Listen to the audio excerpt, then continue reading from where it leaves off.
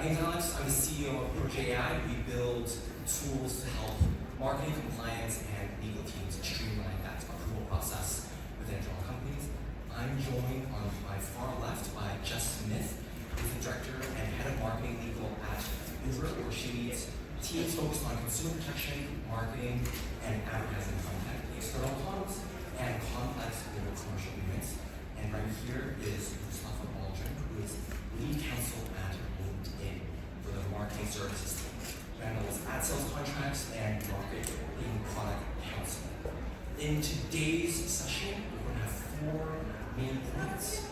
What are the returns of AI our experts have seen, experiments that they've done with AI in in-house works, what evidence have been made from marketing and legal, and then finally, what does it take to create an AI solution and take it live with the rest of the business?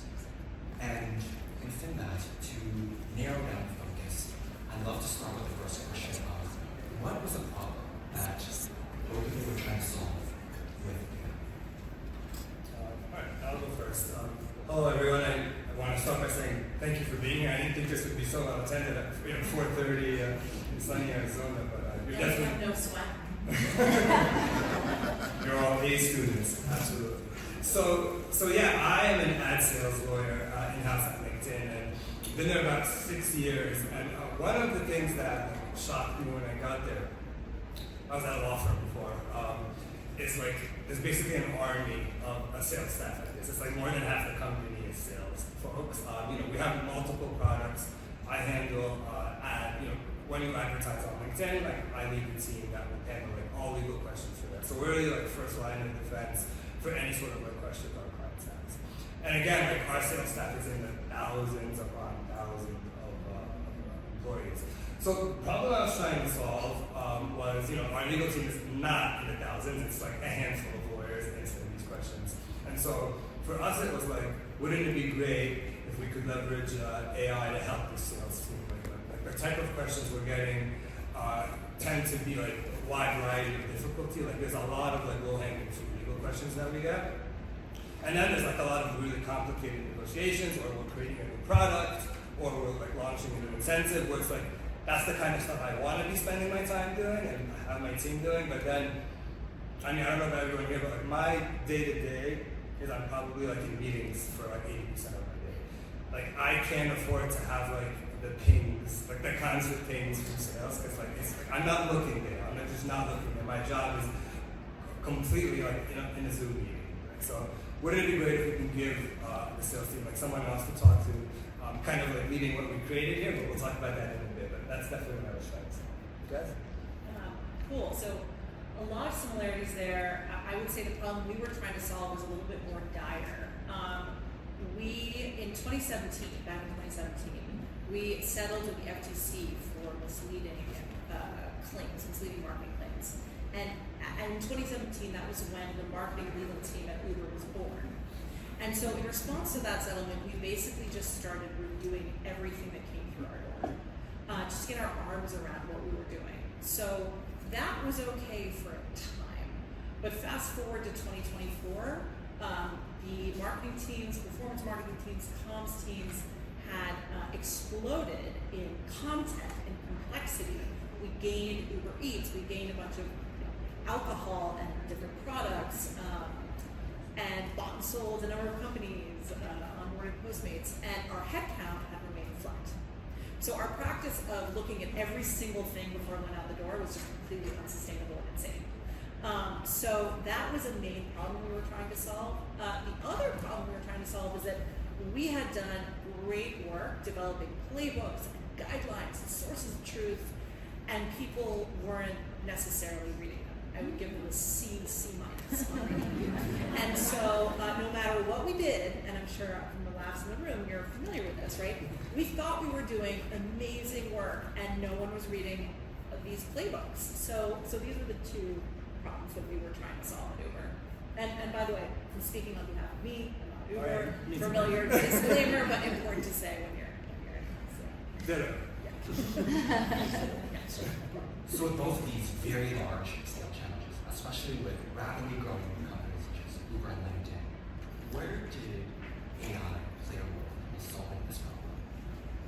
So for me, remember, give the sales staff someone else to talk to, essentially, right? So we created a legal chatbot internally to solve this problem. And so the goal is, and I'm actually talking to you all, it's been launched, I think, like 6-7 weeks ago, right? So like the goal, hopefully, is instead of pinging me, and I like think of like questions like, how do I send an NDA to a client? Or like just the typical stuff where it's just like, come on.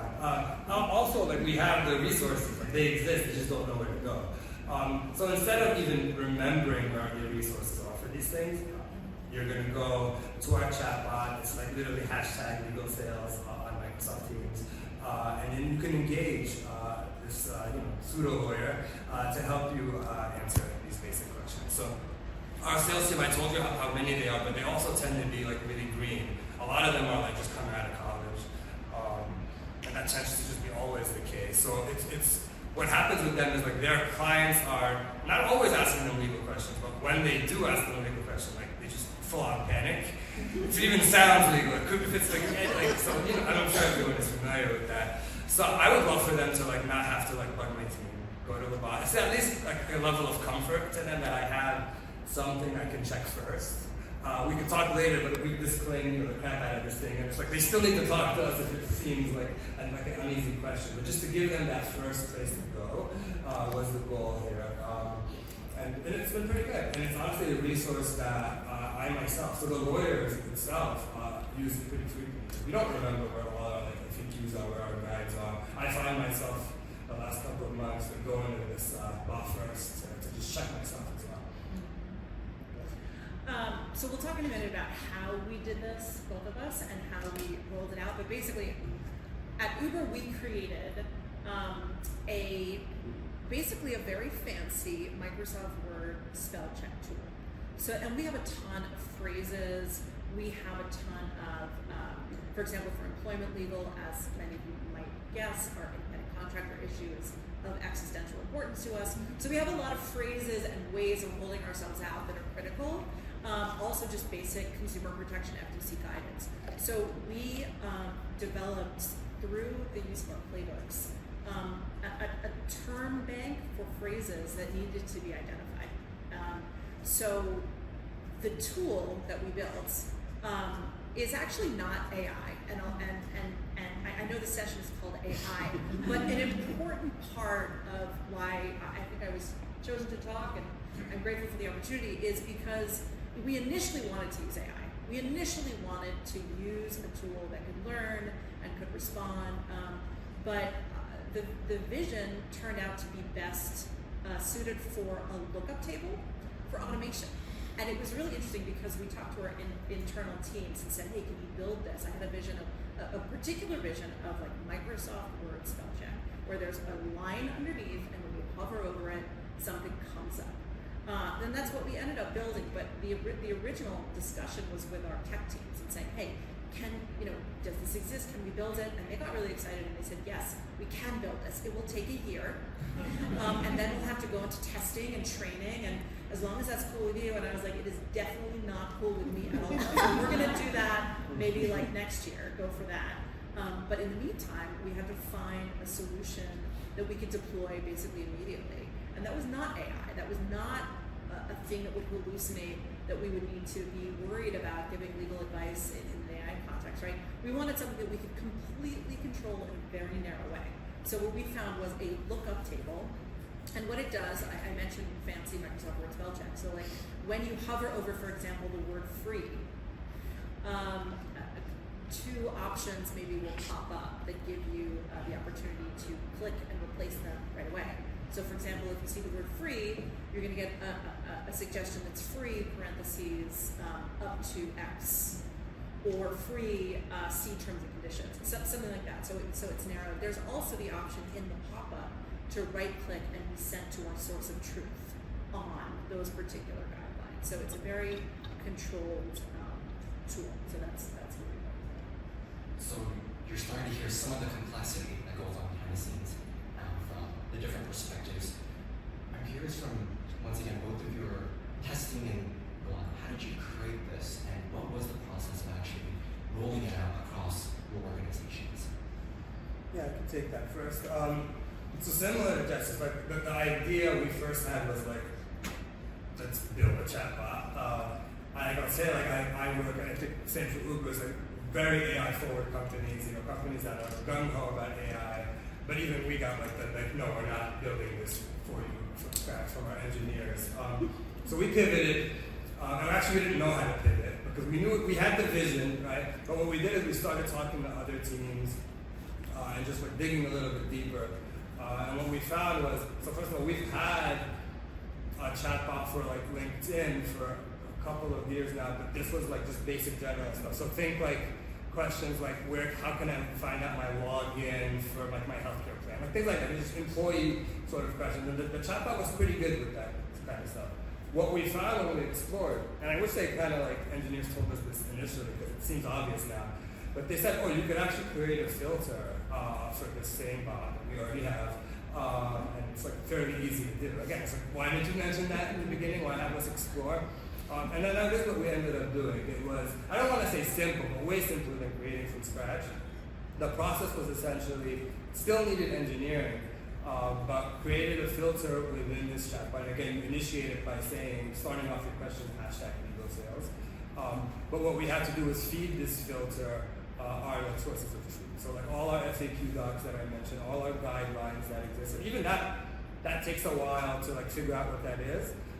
I only support one product in LinkedIn. There's like 5 big products within LinkedIn, so it took like the full legal team to figure out what this was, what it was going to be.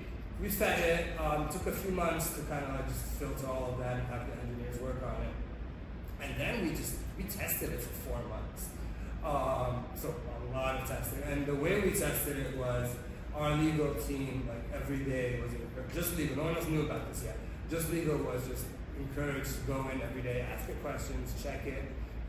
We literally have like a thumbs up, thumbs down. We still do because we encourage like for everything that it pops out. But also what we have the chatbot do is it lists every source. So it'll never give you an answer without giving you the source, which is very useful. But the lawyers were testing this for 4 months. And we did discover that mostly good, but you don't want mostly good when it's legal. So there were like certain blind spots. It would either answer, it would make inferences that were completely incorrect, or it would, you just wouldn't know the answer and maybe like would make it up. Like it's just like weird stuff.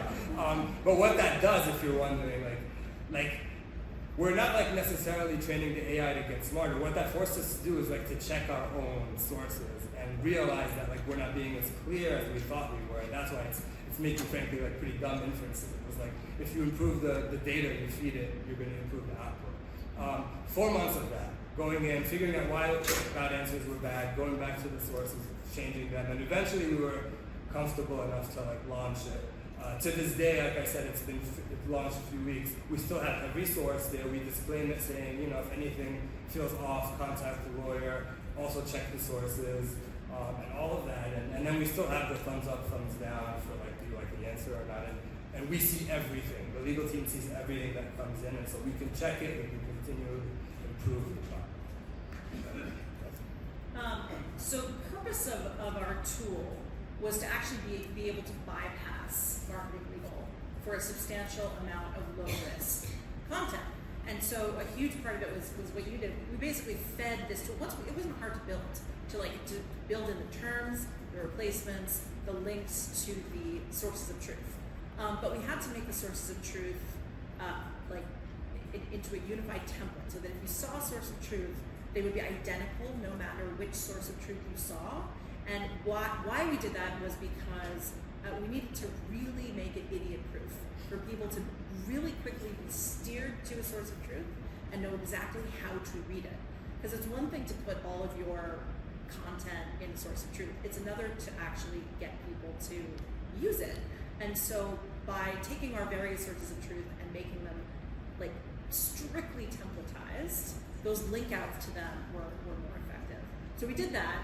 But then what we also did was once we started realizing that this was working, and by working I mean we fed it really crappy marketing and made sure that it was identifying the right things just like we would have identified, comparing what a human would have done, catching things with what this new tool brought. And once we were comfortable with that, we said, okay, what are the categories that we lawyers still need to see, and what are the categories that this tool is good enough, perfect is the enemy of the good, this tool is good enough to capture. And we were able to identify 9 high-risk areas, and everything else, we built a pass-through in our Jira tool to basically, as long as you've used this tool, you can bypass on those things. So that was the how. When it comes to developing this and creating some of these processes, I'm curious, as you release this to the end business partners and stakeholders using this day to day, what did you do to get their buy-in and perhaps even to the point of training them on how to use these platforms? Yeah. So with buy-in, like I said, we're encouraged LinkedIn to use AI. I mean, if you've used the product, you can tell we're very AI forward. We have the AI coach and a bunch of other things that can help you now. So it wasn't so much buy-in from AI is good. It was more like this. When you started this, you asked me to describe the problem, and I think that's what it is. It proves to us that the problem is really worth solving. So that's where we had to push engineering a little bit on it and push the legal leads on it. It's this is definitely going to be worth doing. As far as how we rolled it out, we created a video on how to use it. We have a newsletter that the sales team owns. It goes out to the sales staff once a week. We got in there and told them about it there. We spoke to all the sales managers. So those are the 3 main things that we did. Rollout has been, again, it's fairly new. It hasn't, I guess it's what we expected. It's there's still about to come to a human that uses bot, but I think eventually they'll get there. And then the last thing we did is every lawyer has their signature. Which might be a little aggressive, but hey, have you tried the chatbot? Hint, don't email us.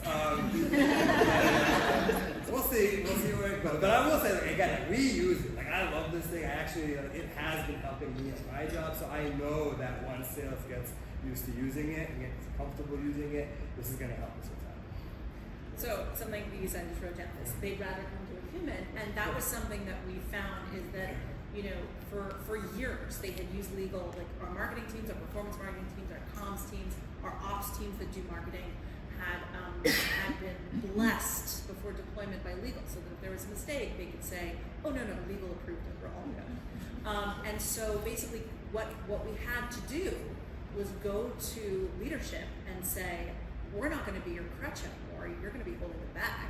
And that was the most important part of this, was the buy-in, actually, for us. And it was really all about selling it to say, look, this is going to empower your teams, you're going to be able to move faster, you're going to be able to it was supposed to be fast, empowerment, and efficiency, and you're going to sort of skip a lot of this red tape. Legal's going to be able to focus on its highest purpose. We're going to be able to think strategically and be focused, and you're going to be able to not get caught in that red tape and move faster. And once we sold it like that, we actually called it Project Win-Win, which is really cheesy, but it captured the essence of it's not just good for us, it's really good for you. So we spoke to all leadership in the business. We asked them to speak to their leadership, their leads, and then we had all of their leads come into the training meeting so that they could yes and us in the meetings, so that all of the marketers and the people actually creating the content using the tool knew that they had legal's back, they had their bosses back, and their bosses' bosses back to actually bypass legal, because it was terrifying to bypass legal, right? And I shouldn't say bypass, I mean use this tool and not interact with us one-on-one. So we did 40 plus trainings, including our content agencies, so Jellyfish, Dev, MediaMarks, they all got this training. And we were really able to deploy it in that way. So we deployed it in May. So we've had, and the other thing we did is we promised that we would track success with numbers, with evidence, and come back to it and iterate and have feedback sessions, have surveys, so that it wasn't just dumping this new system because we're gonna just wash our hands of you and write out into the sunset really happy because we have our free time back. We're gonna really maintain that focus on this is live, this is iterative, we've got you, and that also created comfort as well.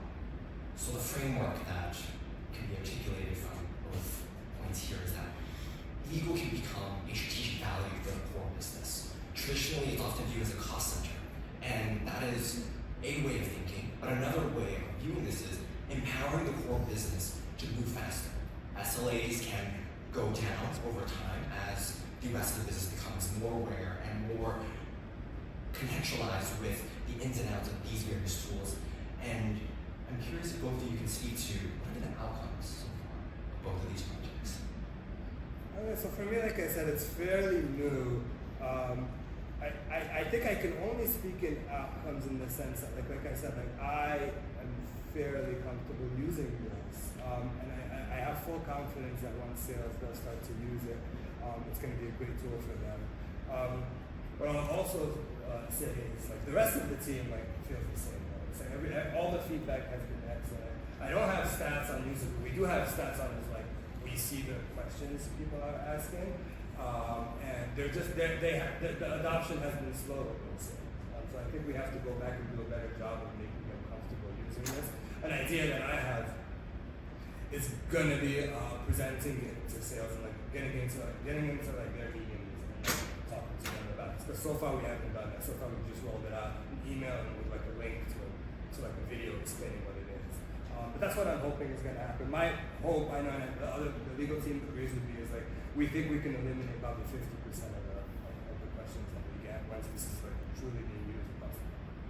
Yeah, I mean that's huge. And anecdotal evidence is a major metric of how things are going, right? Like, aren't people happy? For us, we were able to reduce legal touch points by about 40%, and we had a compliance rate of about 90%.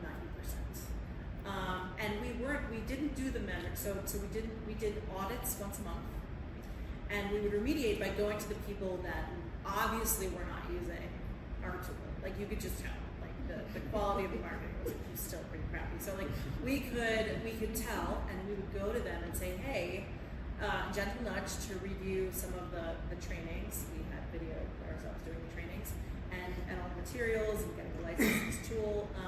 And we had a policy where if you're going to get sort of caught in the audit 2 times in the 6-month period, we're gonna loop in your manager and have a chat.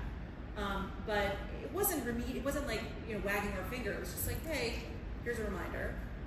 In addition to the success of like, and again, we weren't able to pull these numbers and feel good about them until 4 months in. But we also did a survey at the 4-month mark of our power users of this tool. And let me just make sure I'm being really accurate here. So we got like a 25% response rate on our survey, which is pretty good. And 93% of people said that they were able to work faster. And 50% of the respondents in the survey said that they saved more than 2 hours per week. And then in terms of like just comments, sense of ownership, they felt it was a game changer. They said they felt more empowered, which was like what we parroted at them. So we were really glad that they would send that back to us. And they said they could do faster campaign launches and executions, improving efficiency and agility. So to us, that was a huge success, and now we are going to roll it. So that was just the USNC. I didn't mention that before. We just started in the USNC because we really wanted to make sure we saw success before we. Things are harder to roll out globally, and so we really wanted to get success in the US before we start going around. So our next aim is for LATAM and EMEA, and then the last group is APAC that we're gonna roll this out to. So what you're hearing is, in different stages of these projects, it still requires a full life cycle. It's almost like you're an internal product manager within your company, spearheading an initiative with the ultimate goal that these investments upfront will yield increased savings in terms of time, bandwidth, efficiency, so that your teams, your legal teams, your compliance teams can then refocus the energies on the more strategic matters that are going to require a human review or a human judgment in terms of making that risk posture decision within the organization. But even within that, it sounds like for both of you, you're still regularly selling, still trying to make the case of adopt this product within the internal organizations. How do you advocate for resources to invest in AI when a lot of this is still fairly low? Yeah, no, I think again, it's like you focus on what the problem is. Like again, so with me, it's like there is a lot of buy-in on using AI. We're pushed to do it, but it's focusing on what the problem, like being able to prove that. I think you mentioned 2 hours, save time, save things like that. It's like how many? I get asked this question for any initiative, not just like the AI ones. It's like, well, how many hours are is your team really spending on this? Even when we're trying to like hire someone, it's like really tell us what's going on. So if you can build that case, it's like here's what we do now. Here's where we think this AI tool or any tool can help us on that. It's like that's how you get the buy-in. And I think a lot of my job is actually it's an interesting question because a lot of my job is like these sort of internal negotiations with other stakeholders to convince them like why something is worth trying. And we had success here, but it wasn't immediate. Like I said, like there was initial pushback even for me at a company that like loves AI. Yeah, I mean, as you said, it's being able to parade those numbers out and saying, see, like throw money at us. But it was also that when we pitched, you may remember I talked about how we pitched this to our internal tech teams and they said it's going to take a year. Well, it turns out they were so excited about it, they just built it on their own in like 3 months. So we now have an AI tool that's going to be like a triple check at the very end of the process before deployment. So part of it is selling internally, but I think what worked in our favor was actually that we didn't go to AI as the first choice. That actually we said, you know, AI is so hot right now, obviously you're all in this room, but like so hot right now that there is a tendency to want to just go to the first AI, just focus on AI.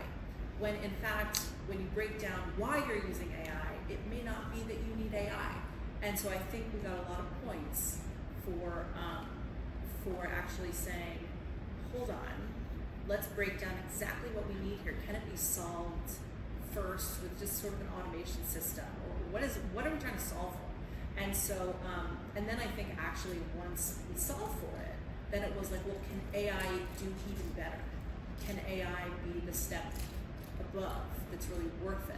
And so that was a huge selling point, I think, for us. And the framework here is, to quote some of the Amazonians if they're here, it's working backwards. So what is the core problem? And you distill the various steps of getting there based on where your organization is. There's going to be different levels of maturity of the legal team and the marketing team at each one of your different companies. And figuring out what is a practical and realistic set of next steps is part of that framework as they're figuring out what to adopt and also what strategies to take. I'm going to actually move this over to a set of lightning questions that I've had in various sales calls and discussions with in-house counsels, and we're going to leave a lot of time also for the guest questions here in this room as well. The first one that I think has come up more often than once is, should attorneys expect to get their jobs replaced with AI? What are your thoughts? I'm not worried about that. I view AI as like another tool at our disposal. Granted, it's the most powerful tool like any of us will probably see in our lifetime. But no, I think of it as like it's gonna do the things that I don't want to do. And again, like from what I've seen, it's like no, you still need the lawyers to check the sources. You still need the lawyers to feed the data.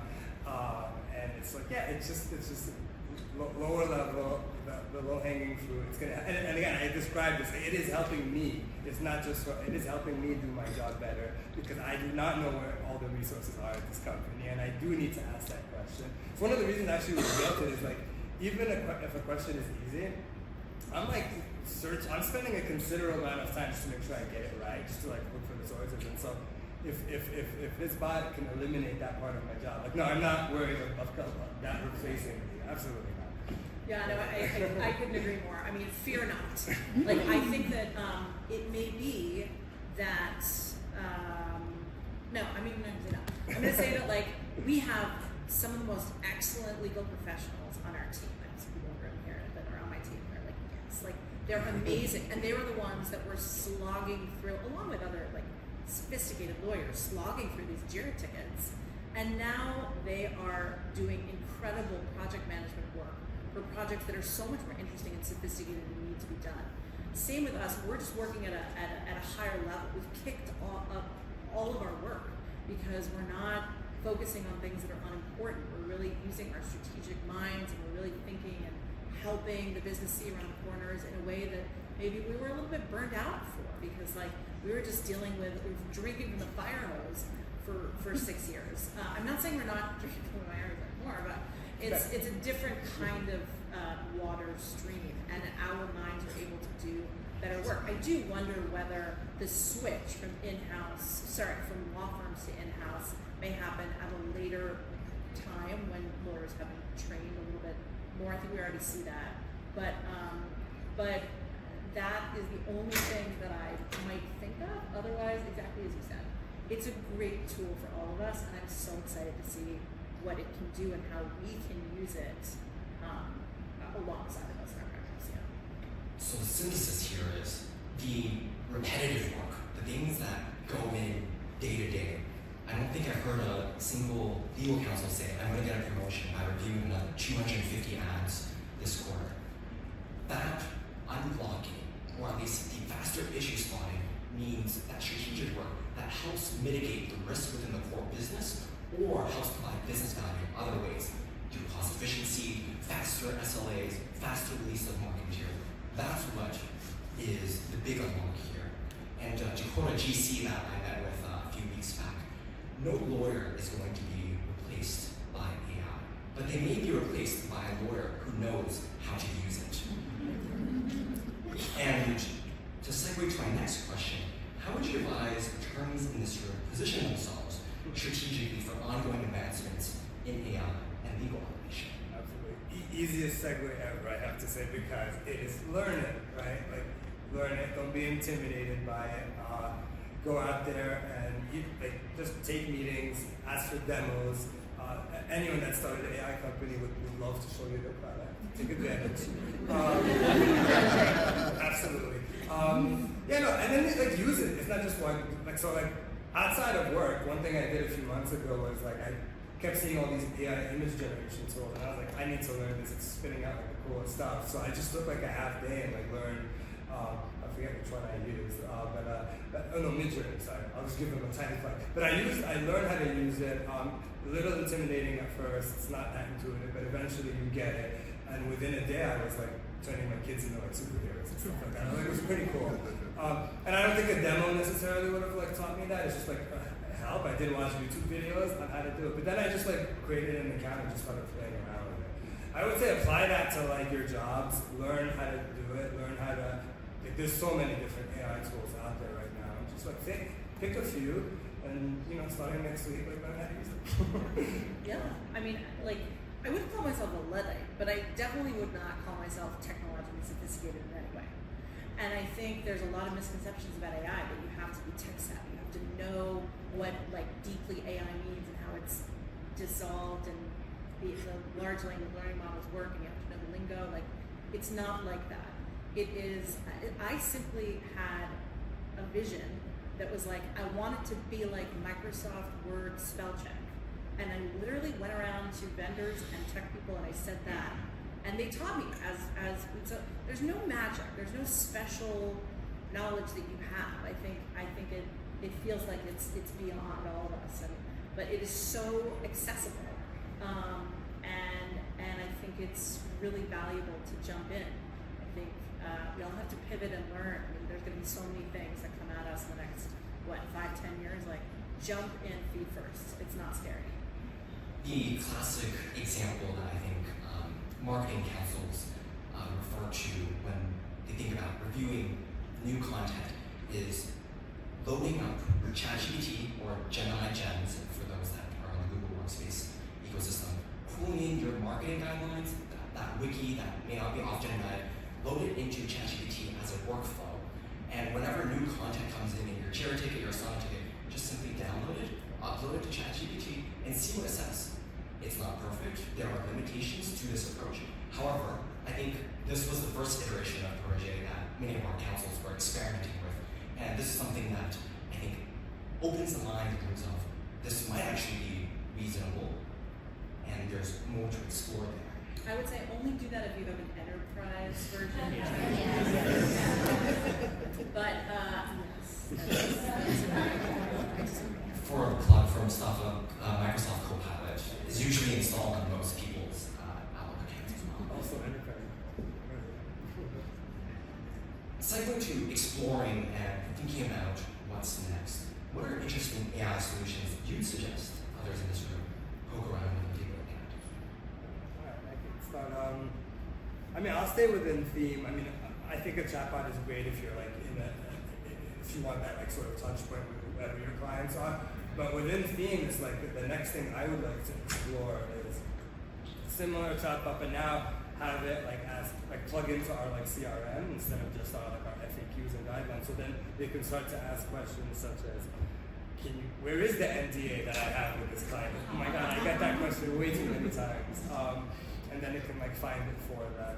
And then like a tool for the lawyers, if instead of like looking for a doc or what a doc said, wouldn't it be great if I said, like tell me what my terms are with like, XYZ client. I would love that. I haven't explored that yet. I think it exists and is out there, and probably like a smart search sort of tool is what I would like to explore next. And I think everyone in the room would like love something like that. So instead of having to just look for stuff, just have it summarized and have it find stuff for you would be wonderful.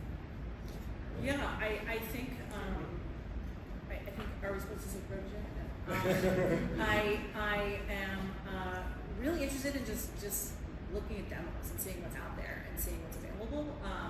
For the commercial transactions team, which I also lead, I think I'm interested in what contracting solutions are out there as far as what AI can do. That is a lot more complicated than identifying a word with a replacement. It's definitely more nuanced and more difficult, and I think there are a ton of solutions out there, and I'm not sure any of them are quite right. And so I'm definitely interested in that. But I'm mostly interested in like maybe opening it up to the group to talk about what have you seen, what has worked, what has not worked, what are you interested in? Is this a good moment to do that? Yeah. And with that, if anyone has a question or comment in that regard, we can go on from there. Gentlemen. Question, yes.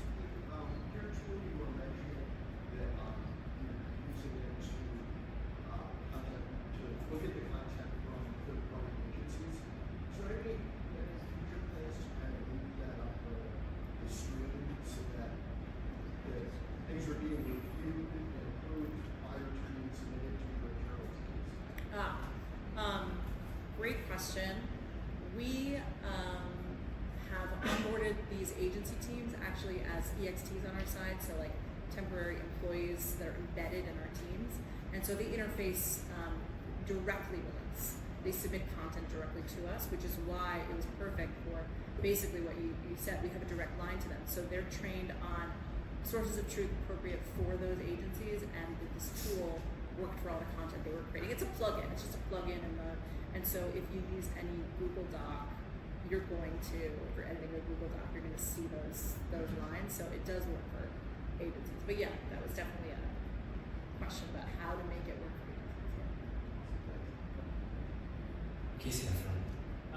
From an outside counsel perspective, I guess for some firms that are considering implementing AI tools within their own practice to help advise in-house counsel, what are your thoughts on outside counsel using AI as well to help assist you? I could take that. I think it's similar to what I said. Remember, like we disclaimed it. We said check with the lawyer. We're not comfortable just having people rely on the AI and like not have a human check it. I would say that advice doubly, triply applies if I was using outside counsel. It's like I'm totally cool with using with a law firm using AI to get the job done. As long as like at the end they're looking at it, they're vouching for it, and they're not billing us in some way hours for it. It actually could be good, right? So no, I'm totally like supportive of that. As long as the output is vetted for it, go for it. Yeah, like Westlaw has a great AI tool embedded in it, which I I love. Not that as a marketing lawyer I'm going on hustle right after, but when I do, I really do like that tool. So I think for in-house, for outside counsel, I would just say that like, make sure you double, triple, quadruple check that, and use a lot of human intervention, and yeah, disclose to us. Because if it's something that we could have done ourselves, given the ease, then I want your advice that I'm paying you $1,500 an hour, whatever, to be better than what AI can spit out. And so that would be my guidance. So that value add probably also applies Yeah, a value add. Yeah. for agencies as well. Yeah.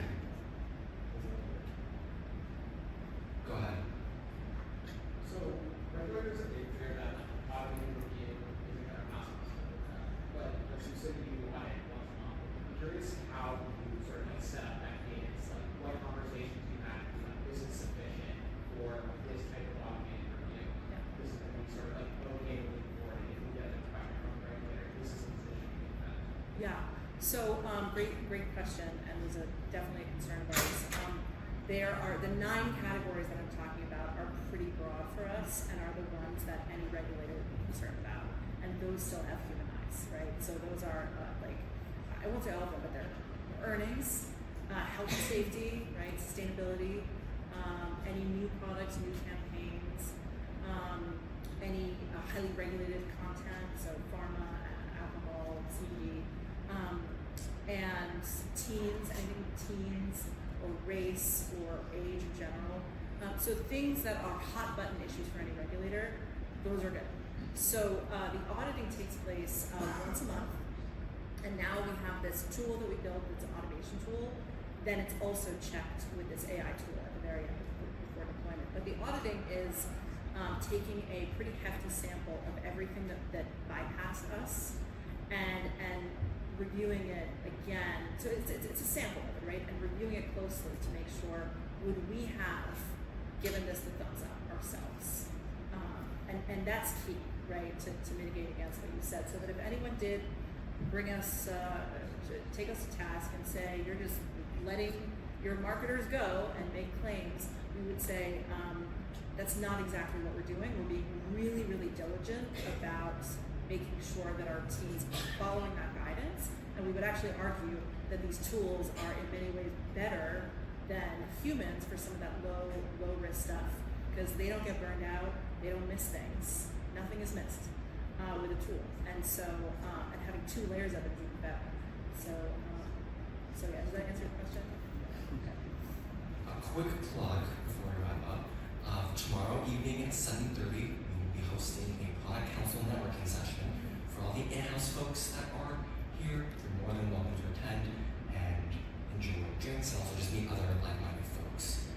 With that, if there's maybe one more question we might be able to get, or go ahead.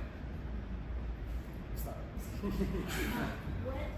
What mitigations do you put in place for hallucinations on your chatbot? For hallucinations on that? Hallucinations and legal advice on your chatbot. Oh. AI. Well, I mean, again, so there were our sources. When we saw something like that, it caused us to like check the initial source. So we had to do that multiple times. That's why we tested it for 4 months. And in terms of like what it was spitting out, there's like a whole paragraph of disclaimers for every answer, and that's check every source. We tell them always check every source for the answer that you were just given, and if anything seems off, I'm not paraphrasing your disclaimer. If anything seems off, like contact a lawyer. I mean, those are what we did. Again, it's why we tested it for 4 months. We did not launch this thing until we were comfortable that the hallucinations weren't happening. But we did see them, so it's a good question. We did see some like pretty odd answers initially. Thank you all very much. Thank you.